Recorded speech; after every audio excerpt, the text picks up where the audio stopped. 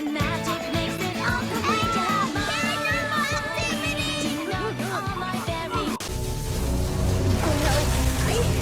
I'll bet he takes his sweet time. Any pony who can do this. It's you. I'm sorry, Princess Twilight, but you must keep your new abilities a secret. I fear that your friends being...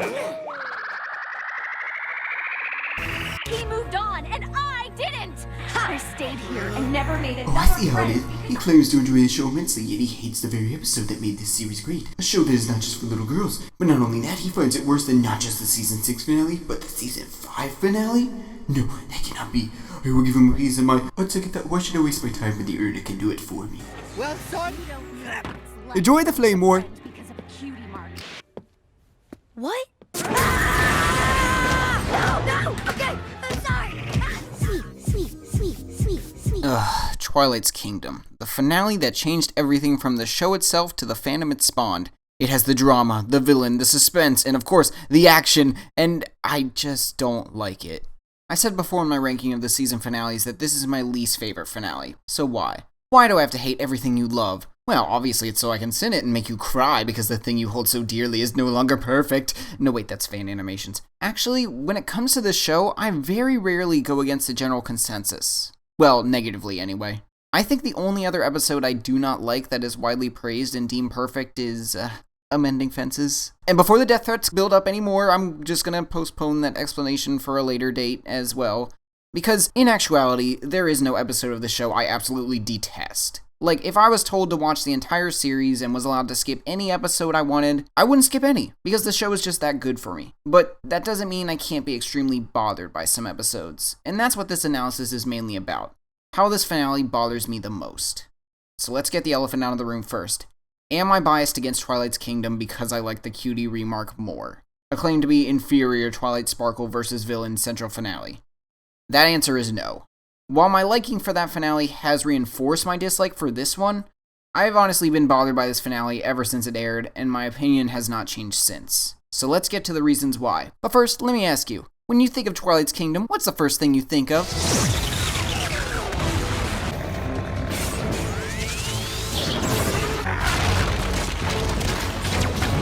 Exactly, and that gets me to my first point. There are only two things I hear truly memorable about this finale. Tyrek as the villain, and of course... yeah, that. But never anything else after a while. And that's my biggest issue, is that the finale as a whole is not very memorable, especially as a two-parter. You may not like them, but trust me, I've seen it. All these other two-parters have left a much more memorable impact on the fandom's mind, whether positive or negative. Take, for example, Canterlot Wedding. You remember Twilight flipping out over Cadence's behavior, This Day Aria, the Changeling Battle, Loves in Bloom. So much happened every second, as opposed to just part 1 of Twilight's Kingdom, where we get 5 minutes of Discord mugging the camera with the main 6, and then the main 6 just sit around and wait for the double cross to happen. Yes, we see them find the key after taking some time to flash back from previous episodes, and do you see where I'm getting? The first part moves so slow in order to get to the action with Tyrek. Now let me talk about Tyrek. I have nothing. This is a great villain. Except the fact that he sucks. I mean, just look at him suck. He's sucking everywhere. That's all he can do is suck. Look how evil he is, sucking all the time. But seriously, that's all he is. It's just a villain, evil for the sake of being evil. And yes, I did read the Fiendship as Magic comic. He is still evil just because he wanted to be. There is not that much of a complex backstory. And really, there doesn't need to be. Yet, I don't enjoy him in this finale. And while I think some of the problem is with me and my personal feelings, I see him as very predictable, I'm gonna destroy everything villain, with no depth other than I'm evil, don't trust me. And when it comes to MLP, that's not what we usually see from our villains. They can be pure evil, but it helps if they're conniving, manipulative, and not in the way of, oh, so when's he gonna double cross him? Wow, that's some time. Anything happen outside of him destroying everyone's lives? We must rid ourselves of our magic. Ah, yes. The infamous decision by Princess Celestia to transfer all the powers into Twilight. And actually one of the biggest things in this special I've had no problem with. But Discord knows about Twilight, so it's stupid that Tyrek wouldn't know either. And how much of Discord's lead is he following? Tyrek is clearly using Discord to get closer to the ponies, but he does not rely on him for any information until he believes his duties are finished. And that being said, I believe Celestia still has faith in Discord not to completely turn on them. Why do I believe that? Oh, well, maybe it has to do with the fact that they've easily forgiven him. Oh, nice to see you, Discord. I've said before when talking about Starlight, it annoys me that people are so quick to jump on the fact that she's easily forgiven and faces no consequences, yet Discord in this finale, when he went against and almost destroyed Equestria, not behind the scenes, but in front of their faces, yet there is no harsh feelings toward him. But you know why? Because that is the way Equestria is.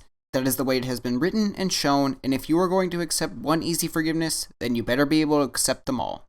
But Discord wasn't the only flaw in Celestia's plan. What about the fact that you have 4 alicorns in a room? Why can't you just attack them then and now all together?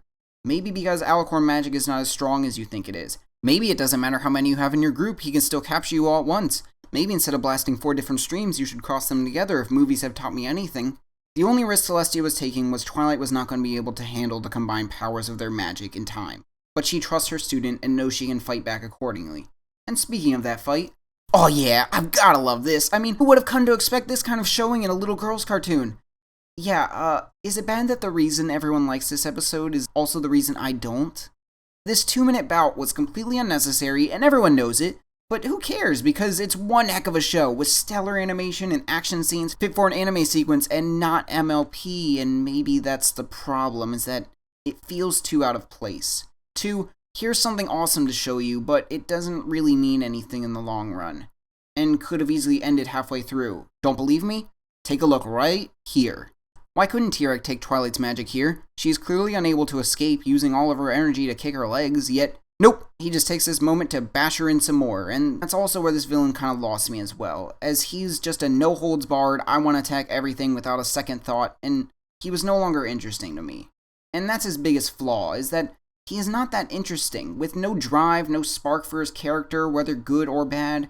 And that's what I've come to expect from MLP, is memorable characters in every way, not just in appearance, but in personality and dynamic.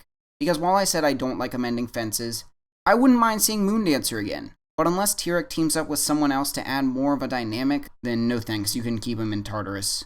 It's no wonder his post-apocalyptic future was just glossed over. So that's Discord, T-Rex, the fight scene, and Celestia's decision. Anything else I missed? Not really. And that's the final turnoff for me personally, is there is nothing to really talk about for this one. See, there's a reason Crusaders of the Lost Mark is my favorite episode, because it is not perfect in any way. Yet there is so much that is satisfying, so much that can be discussed, so much that can be expanded upon or fixed. Same thing could be said about the season 5 or 6 finales, but not this one, and that also loses my interest, as there's nothing for me to fall back to this episode for. When it first aired, people were claiming this could be the finale, this could be where it all ended, and I couldn't see that. In fact, none of the finales have made me feel that way, because there has always been more that could be done with the rest of the cast. You know, when they are present enough in the episode to make an impact. And that is another reason I can't get behind in this finale, is that it doesn't feel like a finale for the rest of the main 6. Just an overextended Twilight's Key episode. Although, maybe I'm being a little hypercritical because one of the other finales focused on all of them fairly. Still, I can't help but be bothered by this when you listen to the verse that was cut from Let the Rainbow Remind You. Each one of us will sometimes falter. We may stumble, we may fall, but we still have a kind of magic, one that will see us through it all. Now that makes it feel like a finale, with all those stumbles in each Key episode leading up to something that is coming together to unleash the rainbow power. Just that simple line encapsulates the entire season perfectly for each of the main 6. But nope, it had to be removed to make time for more sitting around in the castle, or the extended Applejack flashback. I mean seriously, that was like the most recent Key episode. Why flashback to that one? And then Fluttershy's, which was right before that. But not Rarity, Rainbows, or Pinkies? These decisions are so odd. But, like I said, I don't hate them, just bothered by them. So there you have it. That is why I do not like Twilight's Kingdom as much as everyone else. Now, the one thing I want you to take away from this is the fact that this is not a bad episode in any way, and I respect everyone's opinion on its perfection. Feel free to tell me everything that makes this finale perfect to you. Go on, tear down my opinion. Suck the life from my fire that burns for the praise of other episodes. I'm not going to stop you. Just know, this is my opinion, I figured it out myself, and there is nothing that's going to make me like Twilight's Kingdom any more than I barely do.